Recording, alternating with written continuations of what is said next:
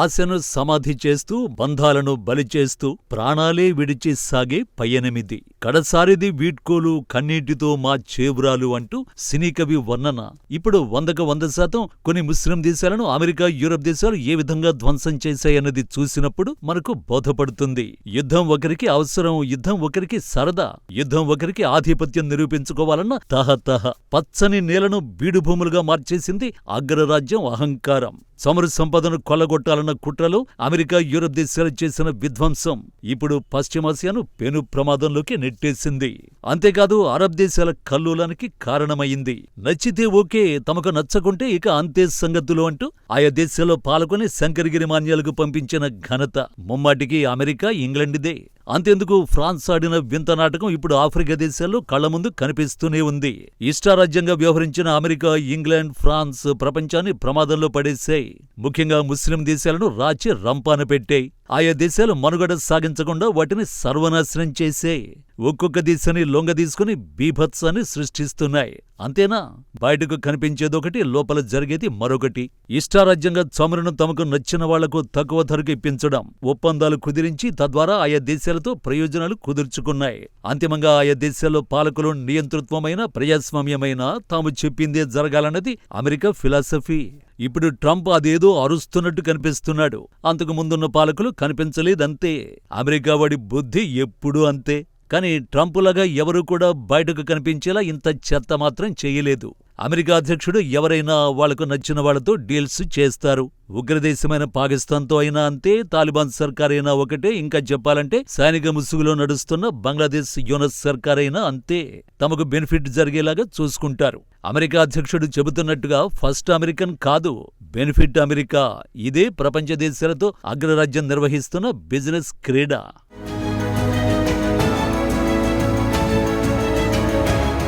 ముస్లిం ప్రపంచాన్ని చిన్నచూపు చూసే వ్యక్తులు వివిధ ముసుగులు వేసుకుని కనిపిస్తూ ఉంటారు.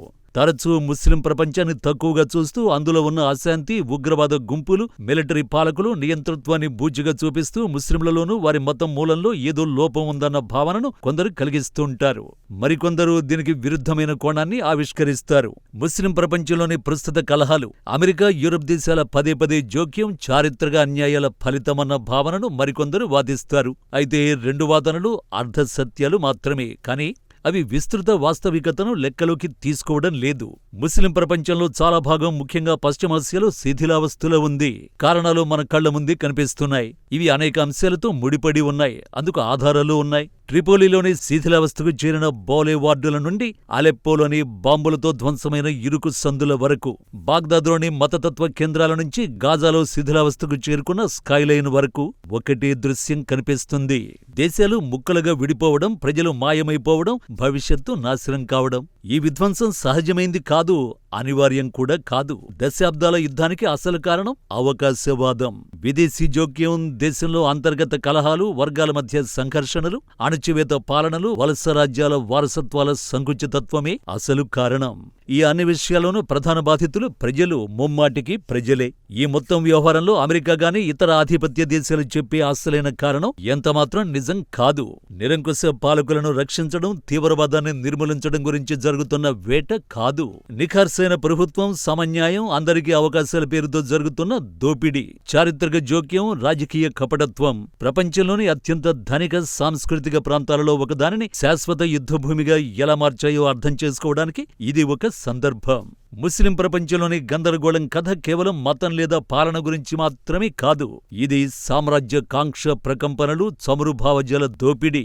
ఇదే కోట్లాది మందిని నడిరోడ్డున పడేసింది, జీవితాలను చిన్నాభిన్నం చేసింది.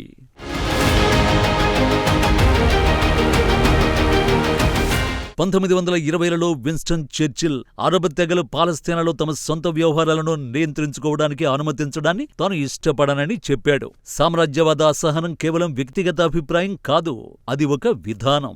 ఓట్టమన్ సామ్రాజ్యం పతనం తర్వాత బ్రిటన్, ఫ్రాన్స్ సాక్స్ పికాటో ఒప్పందం ద్వారా పశ్చిమాసియాను ముక్కలు చేసే, ఏకపక్ష సరిహద్దుల్ని గీసి విశ్వాసపాత్రులైన పాలకులను నియమించుకున్నాయి. ఈ కొత్త దేశాలను వాస్తవ దృష్టితో రూపొందించలేదు. యూరోప్ ప్రయోజనాలను, వ్యూహాత్మక స్థానాలు, చమురు పైపులైన్లు, వాణిజ్య మార్గాల నియంత్రణ కోసం తీర్చిదిద్దారు. నాడు యూరప్ దేశాలు సృష్టించిన దేశాలు ఈ యుగం భవిష్యత్తు అస్థిరతకు వేదికగా నిలిచాయి. సిరియా, ఇరాక్, లెబనాన్, జోర్డాన్ ప్రతి ఒక్క దేశం ఇప్పుడు కల్లోలంలోనే ఉన్నాయి. దేశం ఏర్పాటు కంటే ఇప్పుడు అక్కడి ప్రజల గోస వర్ణనాతీతం. పాలన అంతమై అక్కడ ఆందోళనలు మిన్నంటుతున్నాయి. 20వ శతాబ్దం మధ్యలో యూరప్ దేశాలు అధికారికంగా పశ్చిమాసియాను ఖాళీ చేసి వెళ్లిపోయినప్పటికీ వారసత్వం కొనసాగుతూనే ఉంది. దీంతో పశ్చిమాసియా దేశాల పరిస్థితి వలస రాజ్యాల గాయాలతో, యుద్ధ భయాలతో, ఆర్థిక అస్థిరత్వంతో కుదేలవుతూనే ఉన్నాయి. లిబియాను చూద్దాం. ముయమ్మర్ గడాఫీ 4 దశాబ్దాలకు పైగా పాలించాడు. ఆయన నిరంకుశత్వానికి కేంద్ర బిందువు. కానీ ఉచిత విద్య, హెల్త్ కేర్, ఆర్థికంగా స్థిరత్వాన్ని కూడా అందించాడు. 2011లో ప్రజలను కాపాడుతామంటూ వేసిన నాటో జోక్యం గడాఫీని కూల్చేసింది. కానీ ఆ తర్వాతేంటో ప్రణాళిక రూపొందించలేదు. రెబెల్స్ దేశాన్ని ముక్కలు చేయడంతో లిబియా గందరగోళంలో పడింది. నాడు లిబియా సైన్యం వద్ద ఉన్న దోచుకున్న ఆయుధాలు మాలి, సిరియాలకు పోటెత్తాయి. ఇతర యుద్ధాలకు ఆజ్యం పోసాయి. గడాఫీ పతనం కారణంగా లిబియాలో ప్రజాస్వామ్యమే తిరిగి స్థాపించలేదు. సుదీర్ఘమైన రక్తపాతానికి మరో షేపు ఇచ్చిందంతే. ఇక ఇరాక్ సంగతి చూద్దాం. అసలు ఊహకందని విధంగా ఆ దేశాన్ని అమెరికా, యూరప్ దేశాలు ధ్వంసం చేసేసాయి. సామూహిక విధ్వంసక జీవాయుధాల తప్పుడు ఆరోపణలతో 2003లో అమెరికా దండయాత్ర సద్దాం హుస్సేన్ పాలనను మాత్రమే కాకుండా మొత్తం బాతిస్టు పార్టీ నిర్మాణాన్ని కూడా కూల్చేసింది. ఇరాక్ ఏలుబడిలో బాతిస్టు పార్టీ నాయకులు, కార్యకర్తలు ఉండరాదన్న డీబాథిఫికేషన్ కార్యక్రమం కారణంగా వేలాది మంది పౌర సేవకులు, సైనిక అధికారుల్ని ప్రక్షాళన చేసింది. భయంకరమైన రక్తపిపాసి ఇస్లామిక్ స్టేట్ ఏర్పాటుకు కారణమైంది. ఇరాక్ నియంతృత్వం నుంచి కారు బాంబులు, హత్యలతో విఫల ప్రజాస్వామ్యంగా నిలిచింది. ఒకప్పుడు నాగరికతకు పుట్టినిల్లుగా వర్ధిల్లిన ఇరాక్ ఇప్పుడు అనాగరిక దేశంగా మనుగడ సాగిస్తోంది.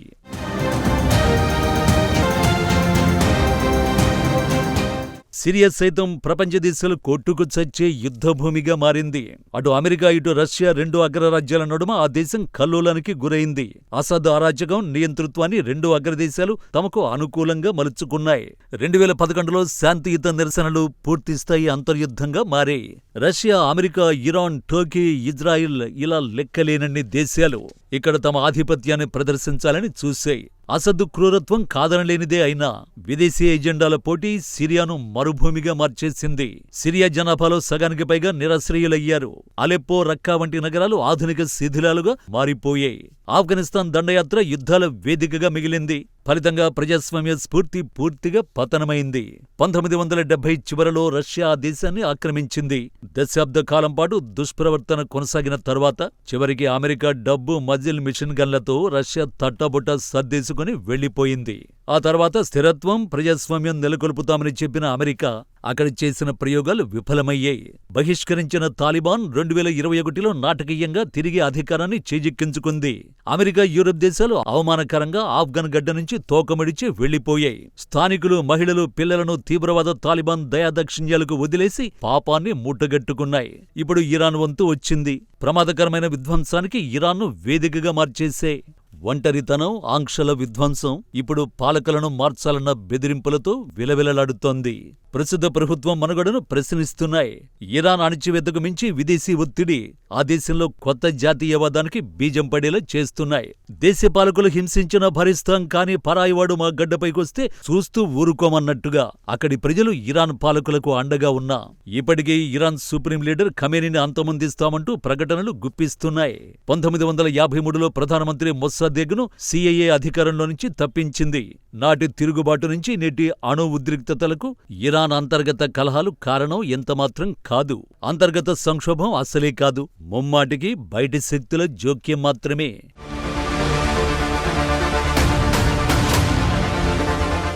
సౌదీ అరేబియా, యుఏఈ, ఖతార్ ప్రభుత్వాలు అమెరికా, యూరప్ దేశాల సహాయ సహకారాలను కోరుకుంటున్నాయి. ఈ దేశాల్లో నిరంకుశత్వం లేదని కాదు, ఈ దేశాలు ప్రజాస్వామ్యమైనవి కావు.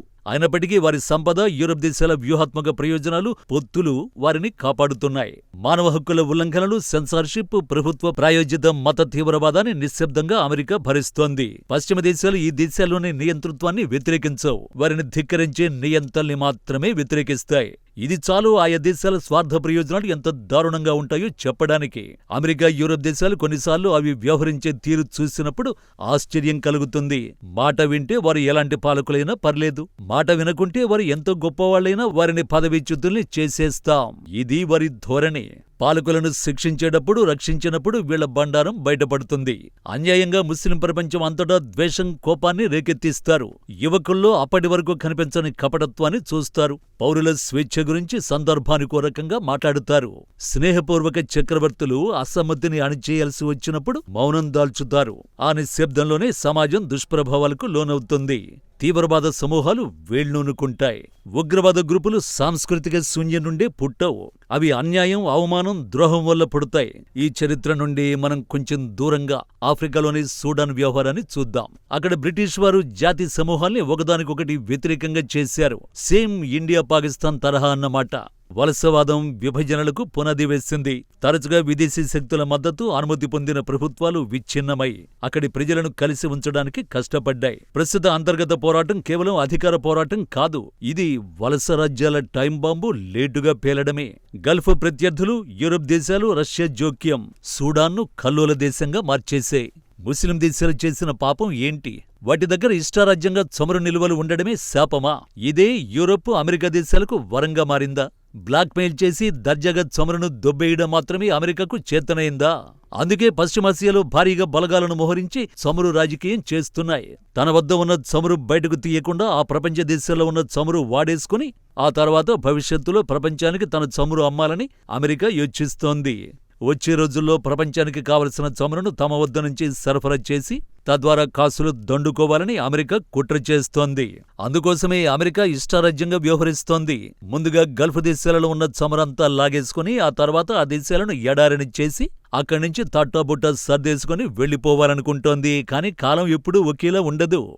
అమెరికా ప్రపంచాధిపత్యాన్ని ట్రంప్ కాళ్ల చెప్పుల కిందకు తీసుకొచ్చాడు. అది వచ్చే రోజుల్లో పాతాళానికి పడిపోవచ్చు. బ్రిటన్ రాజస్వం నాడున్నట్టు నేడు లేదు. ఫ్రాన్స్ కపటం ప్రపంచం ఇప్పుడు చూసేసింది. ఎవరికి వారు ముందడుగేస్తే ఆ దేశాల ఆధిపత్యం పటాపంచలవడం ఖాయం. యుద్ధాల వల్ల ప్రభావానికి గురయ్యేది సాధారణ ప్రజలే. తరతరాలుగా నిరాశ్రయులైన కుటుంబాల వేదన వర్ణనాతీతం. పాఠశాలలు సురక్షితమైన తాగునీరు లేకుండా పిల్లలు పెరుగుతున్నారు. తాత్కాలిక క్లినిక్లలో ఫ్లాష్ లైట్ ద్వారా పనిచేసే వైద్యులు ఎక్కడ చూసినా కనిపిస్తున్నారు. ప్రజల్లో చైతన్య స్ఫూర్తిని నింపే కళాకారులు సైలెంట్ అయిపోయారు. మేధావులను బహిష్కరించేస్తున్నారు. బతుకు ఆశ అరుదైపోతోంది. గాజా, సిరియా, ఇరాక్, యెమెన్లను చూసినప్పుడు ఇది స్పష్టమైపోతుంది. భవిష్యత్తు కేవలం ఒక భావన అవుతుంది. అటువంటి వాతావరణంలో గతం నియంతలచే పాలించిన గతం కూడా వింతగానే కనిపిస్తుంది. సద్దాం లేదా గడాఫీ గురించి అమెరికా, యూరప్ చెప్పింది నిజమో కాదో ఇప్పుడు అర్థమైపోతుంది. ఆ దేశాలలో చాలా మందికి జీవితం సాఫీగా సాగడం, సురక్షిత జీవనం గుర్తుకొస్తాయి. వారందరూ నిరంకుశత్వం పట్ల ద్వేషంతో ఉంటారు. కానీ ఇప్పుడు జరిగిన వినాశనం చూసినప్పుడు తాము పెనం మీద నుంచి పొయ్యిలో పడ్డామని భావిస్తారు. ఇప్పుడు ముస్లిం ప్రపంచానికి కావలసింది విదేశీ జోక్యాలు కావు, బాంబు దాడులు కావు, పాలకుల మార్పు ఎంతమాత్రం కాదు. దీనికి ప్రపంచ దేశాల నుంచి కావలసిన కాస్తంత కరుణ, జాలి, దయ మాత్రమే. శాంతి నిర్మాణం, మౌలిక సదుపాయాలు, ప్రజలకు భరోసా కలిగించాలి. ప్రజలు శ్వాస తీసుకోవడానికి, దేశాల రోగాలను నయం చేసుకోవడానికి పునర్నిర్మాణం కావాలి. చరిత్ర మళ్లీ మళ్లీ పునరావృతమైతే బాధపడేది పశ్చిమాసియా మాత్రమే కాదు, ప్రపంచమంతా. ఇరాన్పై అమెరికా బాంబు దాడులతో ఒక్కసారిగా పేద దేశాలు విలవిలలాడాయి. మొత్తంగా చెప్పొచ్చేదేంటంటే ఈ ప్రభావం ప్రపంచ ప్రజల విశ్వాసం క్షీణింపజేస్తుంది. ఇరాక్, లిబియా యుద్ధాలు అమెరికాను, యూరప్ దేశాలను చరిత్ర ఎప్పటికైనా దోషిగా నిలబెట్టడం ఖాయం. శరణార్థులు, వలసదారులతో నిండిన పడవలను ప్యారిస్, లండన్, న్యూయార్కులలో తప్పక జాత్యహంకారులు స్వాగతం పలకాల్సిందే. లేదంటే వెస్ట్ వర్సెస్ ఈస్ట్, ఆధునికత, స్థిరత్వం, అరాచకం రాజ్యమేలుతాయి. నిజమైన యుద్ధం సమగ్రతకు, కపటత్వానికి, జ్ఞాపక శక్తికి, అలాగే మరచిపోవడమనే జబ్బుకు మధ్య జరుగుతుంది. యూరప్ శక్తులు చేస్తున్న కల్లోలం మాత్రం కేవలం ఆర్థిక ప్రయోజనాల చుట్టూ తిరుగుతుంది. ఇతరుల నుండి కోరుకునే ప్రమాణాలు వాస్తవాలైతే ముస్లిం ప్రపంచం భిన్నమైన భవిష్యత్తును పొందగలదు. ఆ భవిష్యత్తును విజయం, నియంత్రణ భాషలో కాకుండా న్యాయం, సార్వభౌమాధికారం, గౌరవం అన్న భావనలో చూడాలి. ముస్లిం ప్రపంచానికి మెరుగైన భవిష్యత్తు ఏ విధంగా ఉంటుందో ఊహించడం ఇప్పుడు యూరప్, అమెరికా, రష్యా దేశాల దయాదాక్షిణ్యాల నుంచి కాకుండా ఆయా దేశాల మేధావులు, పౌరులు కోరుకున్నట్టుగా జరిగితే అది ప్రపంచానికి శ్రీరామరక్ష అవుతుంది.